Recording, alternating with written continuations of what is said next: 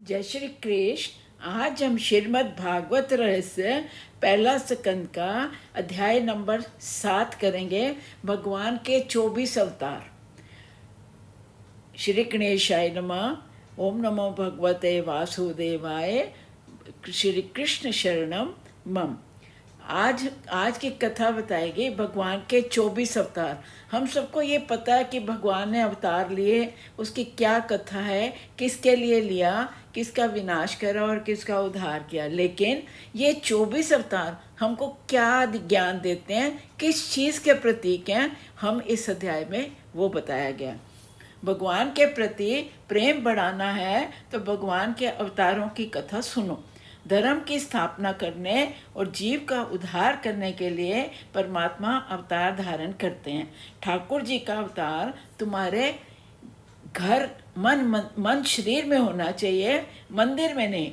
भगवान के 24 अवतारों की संक्षिप्त कथा कि वो हर अवतार हमको क्या शिक्षा देता है, उसमें क्या ज्ञान है। पहला अवतार सनत कुमारों का, ये अवतार ब्रह्मचर्य का प्रतीक है।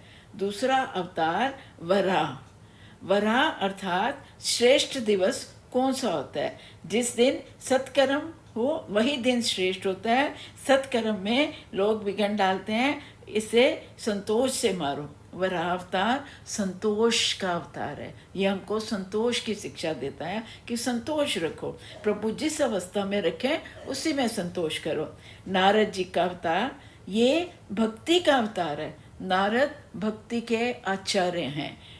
नर नारायण अवतार, ये तप करना सिखाता है। प्रभु ने तप किया और जीवों को तप करना सिखाया। कपिल देव का अवतार, भक्ति मिले तो भगवान का साक्षात्कार होता है, परंतु ज्ञान वैराग्य के बिना भक्ति दृढ़ नहीं होती है। इसलिए कपिल देव का जो अवतार है वो ज्ञान और वैराग्य सिखाता है। इस अवतार में प्रभु ने ज्ञान और वैराग्य सिखाया। दत्तात्रेय जी का अवतार बताते हैं, ऊपर के 5 गुण ब्रह्मचर्य, पहला जो सनकादिक का था ब्रह्मचर्य सिखाता है। वराह अवतार संतोष सिखाता है। नारद मुनि का अवतार भक्ति सिखाता है और तप सिखाता है नर नारायण का।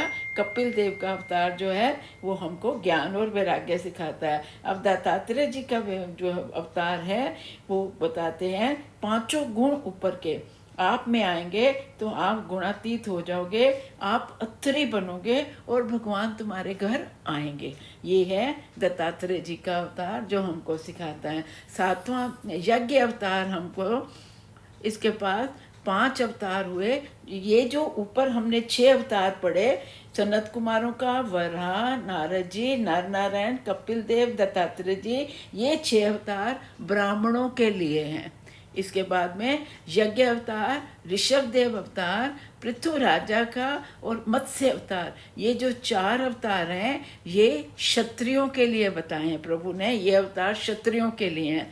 इसके बाद में करम, धन्वंतरी, मोहिनी, ये जो 3 अवतार हैं ये वैश्यों के लिए हैं। जो व्यापारी होते हैं वैश्य लोगों के, उनके लिए हैं। उसके बाद नरसिंह अवतार, नरसिंह अवतार पुष्टि का अवतार है और भक्त प्रहलाद पर कृपा करने के लिए है। प्रहलाद की दृष्टि से देखेंगे तो हमें खंबे में भी भगवान के दर्शन होंगे। ईश्वर सर्वव्यापक हैं ऐसा बोलो नहीं, उसको अनुभव करो, फिर तुमसे पाप नहीं होगा। संत भी व्यवहार करते हैं क्योंकि जब तक शरीर है व्यवहार करना ही पड़ता है। ईश्वर को मनुष्य मन शक्ति या बुद्धि शक्ति से नहीं जीत सकता, केवल प्रेम से जीत सकता है।